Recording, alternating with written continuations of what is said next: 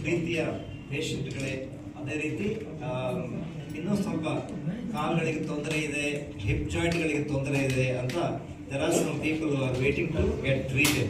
ನಿಮ್ಮೆಲ್ಲರಿಗೂ ಪ್ರಪ್ರಥಮವಾಗಿ ನಾನು ಈ ಒಂದು ಕಾರ್ಯಕ್ರಮಕ್ಕೆ ಏನೇಳಿ ಒಂದು ಸ್ವಾಗತವನ್ನು ಕೊಡ್ತೀನಿ. ದಿಸ್ ಇಸ್ ಬೀನ್ ತುಂಬ ಗ್ರೇಟ್ ಪ್ರಿವಿಲೇಜ್. ಯಾಕೆ ಏನೇಳಿ ಒಂಥರ ನಾಲೆಡ್ಜ್ ಶೇರಿಂಗ್, ಯಾವ ಥರ ಈ ಒಂದು ಹಾಸ್ಪಿಟಲು, ಈ ಆಪರೇಷನ್ಗಳು ಅಂತ you are all here today. ಇವತ್ತಿನ ಕಾರ್ಯಕ್ರಮಕ್ಕೆ ಮುಖ್ಯವಾಗಿ ನಮ್ಮ ಕರ್ನಾಟಕ ಸರ್ಕಾರದ ನಮ್ಮೆಲ್ಲರ ತುಂಬ ಪ್ರೀತಿಯ ಹಿರಿಯರಾದಂತಹ ಮಂತ್ರಿಗಳಾದಂತಹ ಶ್ರೀಮಾನ್ಯ ರಾಮಲಿಂಗ ರೆಡ್ಡಿ ಅವರು ಬಂದಿದ್ದಾರೆ. ಪ್ರವರ್ಬ್ ಇದೆ ಏನು ಅಂತಂದರೆ ಸಜ್ಜನ ರಾಜಕಾರಣಿ ಅಂತ. ಅಂದರೆ ಏನು ಹೇಳಿ, ಒಳ್ಳೆ ಗುಣವನ್ನು ಒಂದು ಬೆಳೆಸ್ಕೊಂಡಿರುವಂತಹ ರಾಜಕಾರಣಿಗಳು ಭಾಳ ಕಡಿಮೆ ನಮ್ಮ ದೇಶದಲ್ಲಿ. ನಿಮ್ಗೆ ಅವ್ರ ಬಗ್ಗೆ ಗೊತ್ತಿದ್ರೆ ನಿಮ್ಗೆ ಅರ್ಥ ಆಗ್ಬೋದು. He comes and sits outside his house, outside his office, every day for the people to go and approach him since last 40 years, not 1 or 2 days. And you can imagine that, why he has become and only one of the very few MLAs in the whole country to be elected 8 times. Not once or twice, 8 times. In fact, the several times, the people of this South Bangalore, Jayanagar, BTM, and we all thought, ನಮ್ಮ Ramalinga Reddy sir ಯಾಕೆ ಮುಖ್ಯಮಂತ್ರಿಗಳಾಗಲಿಲ್ಲ ಇದು ಅಂತ. ಒಂದು ಗುಣಮಟ್ಟವನ್ನು ಇಟ್ಕೊಂಡು ಆ ಥರ ಜನರ ಸೇವೆ ಮಾಡಿಕೊಂಡು ಆ್ಯಂಡ್ ಇವತ್ತಿನವರೆಗೂ most accessible MLA and minister ಅಂತಂದರೆ ನೀವೆಲ್ಲ ನೋಡಿದ್ದೀರಾ, ಅವ್ರು ನಮ್ಮ ಮುಂದೆ ಇವತ್ತಿದ್ದಾರೆ. ನನಗೇನು ಒಂದು ಸಂತೋಷ ಏನು ಅಂತಂದರೆ, ಇವತ್ತಿನ ದಿವಸ ಈ ಫೋರ್ಟಿಸ್ ಆಸ್ಪತ್ರೆಯಲ್ಲಿ ತುಂಬ ಜನ ನೀವೆಲ್ಲ ಇನ್ವೈಟ್ ಮಾಡಿದ್ದಕ್ಕೆ ಬಂದಿದ್ದೀರಾ, ಡೆಲಿಗೇಟ್ಸ್ ಬಂದಿದ್ದೀರಾ, ಬೇರೆ ಬೇರೆ ಕಾರಣಗಳಿಂದ ಬಂದಿದ್ದೀರಾ. ಎಲ್ಲ ಫಂಕ್ಷನ್ಗಳಿಗೂ ತುಂಬ ಜನ ಇನ್ವೈಟ್ ಮಾಡ್ತಾರೆ, ಬರ್ತಾರೆ. ಆದರೆ ಇವತ್ತು ನಮ್ಮ ಸಭೆಗೆ ಶ್ರೀ ರಾಮಲಿಂಗ ರೆಡ್ಡಿ ಅವರು ಬರೇ ಒಂದು ಡಿಗ್ನಿಟರಿಯಾಗಿ ಬಂದಿಲ್ಲ. ಇನ್ಫ್ಯಾಕ್ಟ್ ಅವರೇ ಒಬ್ರು ಪೇಷಂಟ್ ಆಗಿ ಅವರ ಒಂದು ಎಕ್ಸ್ಪೀರಿಯನ್ಸ್ ಏನು ಅಂತ ನಿಜಾನ ನಿಮ್ಮ ಜೊತೆ ಹಂಚ್ಕೊಳ್ಳೋದಕ್ಕೆ ಇಲ್ಲಿಗೆ ಬಂದಿದ್ದಾರೆ ಅಂತಂದರೆ ಅದಕ್ಕಿಂತ ಸಂತೋಷದ ವಿಷಯ. We don't have anything else. So the whole Fortis family, from top to bottom, Akshay Uleti is not here today. He was waiting to see you. He had some business interaction abroad, so illilla. Ildiddre, we would have been so grateful. Even he was here, Navella, and you will ಬಂದಿದ್ದಕ್ಕೆ from the whole Fortis family and team, juniors, seniors, and administration. We are so much overwhelmed and welcome you sir today for the program. Operations ಕೂಡ ಮಾಡ್ತಾರೆ. Robotic ಆಪರೇಷನ್ಸಲ್ಲಿ accuracy ಚೆನ್ನಾಗಿರುತ್ತೆ. ಬೋನ್ cutting ಇರ್ಬೋದು, metal cutting ಇರ್ಬೋದು.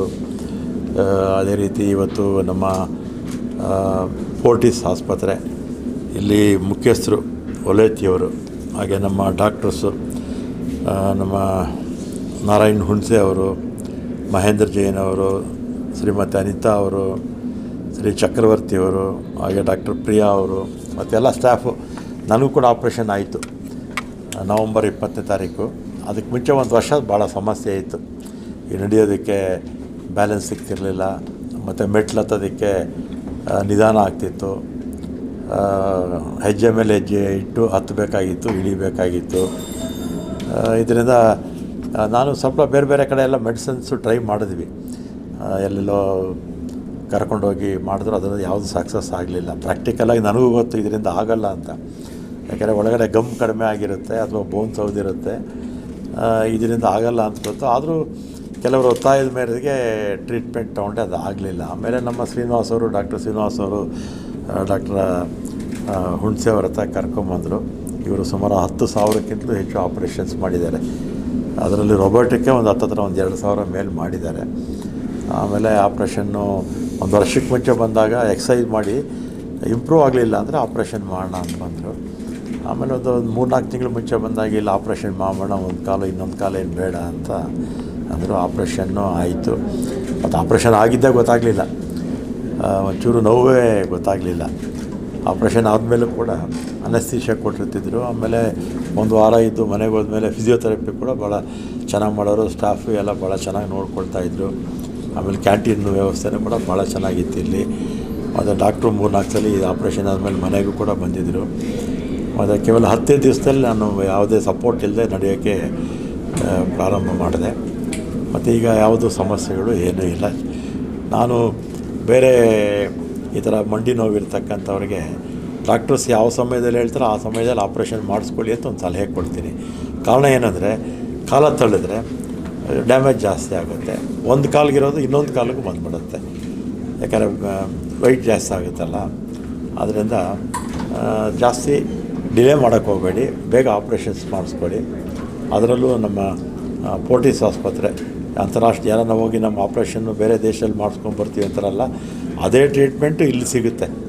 ಅಷ್ಟೇ ಆ್ಯಕ್ಯುರೇಟಾಗಿ ಮತ್ತು ಅಲ್ಲಿ ವಿದೇಶದಲ್ಲಿ ಯಾವ ರೀತಿ ಮಾಡ್ತಾರೋ ಅದೇ ಥರ ಇಲ್ಲೂ ಕೂಡ ಎಲ್ಲ ಫೆಸಿಲಿಟೀಸು ಇದೆ. ಒಳ್ಳೊಳ್ಳೆ ಡಾಕ್ಟರ್ಸ್ ಇದ್ದಾರೆ.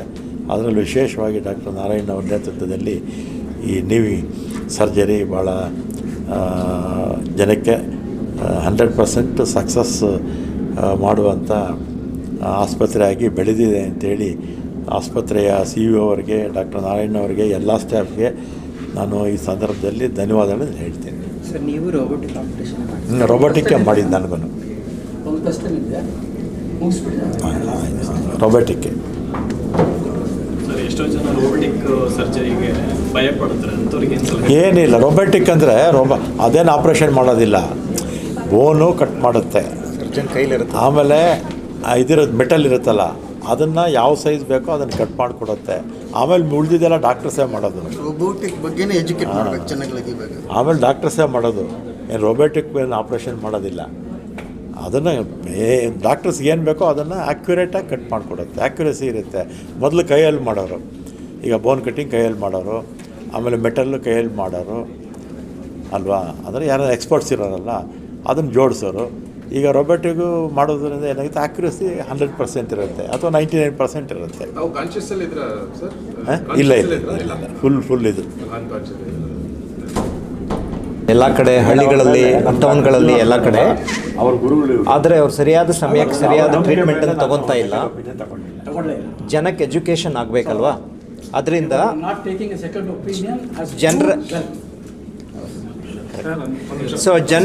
ಜನರಿಗೆ ಎಜುಕೇಷನ್ ಆಗದೆ ಇರೋದ್ರಿಂದ ತೊಂದರೆ ಆಗ್ತಾ ಇದೆ. ಅದ್ರ ಸಲುವಾಗಿ ಸ್ಟ್ರೈಡ್ ಅಂತ ಇನಿಷಿಯೇಟಿವ್ ಮಾಡಿದ್ದೀವಿ. ಈ ಥರ ಪ್ರೋಗ್ರಾಮ್ಗಳನ್ನ ಮಾಡ್ತೀವಿ, ಜನಕ್ಕೆ ಎಜುಕೇಷನ್ ಮಾಡೋಕ್ಕೆ ಟ್ರೈ ಮಾಡ್ತೀವಿ, ಕ್ಯಾಂಪ್ಗಳನ್ನು ಮಾಡ್ತೀವಿ, ಅಥವಾ ಈ ನೀ ರಿಪ್ಲೇಸ್ಮೆಂಟ್ ಗ್ರೂಪ್ ಅಂತ ಮಾಡ್ಕೊಂಡಿದ್ದೀವಿ. ಯಾರಿಗಾದರೂ ಡೌಟ್ ಇದ್ದರೆ, ಎಕ್ಸ್ಪೀರಿಯನ್ಸ್ ಕೇಳಬೇಕು ಅಂತಂದರೆ, ಪ್ರೀವಿಯಸ್ ಪೇಷಂಟ್ಗಳ ಹತ್ರ ಮಾತಾಡಬೇಕು ಅಂತಂದರೆ ಈ ಒಂದು ಸ್ಟ್ರೈಡ್ ಗ್ರೂಪ್ ಮೂಲಕ ನಾವು ಅವರಿಗೆ ಹೆಲ್ಪ್ ಮಾಡ್ತೀವಿ. ಆ ಥರದಲ್ಲಿ ಒಂದು ಇದು ಒಪಿನಿಯನನ್ನು ಅಥವಾ ಏನು ಹೇಳಿ ಈ ಥರ ಒಂದು ಸಿಸ್ಟಮನ್ನು ನಾವು ಮಾಡ್ಕೊಂಡಿದ್ದೀವಿ. ಸ್ಟ್ರೈಡ್ ಅಂತ ಗ್ರೂಪ್ ಮಾಡ್ಕೊಂಡಿದ್ದೀವಿ.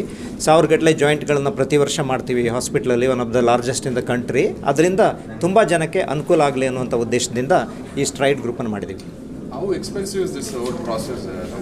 ಸೊ ಅದು ಸ್ಟ್ರೈಡ್ ಗ್ರೂಪಿಗೆ ನೀವು ಬಂದು ಹೋಗಿ ಮಾತಾಡ್ಕೊಳ್ಳೋದೆಲ್ಲ ಫ್ರೀ.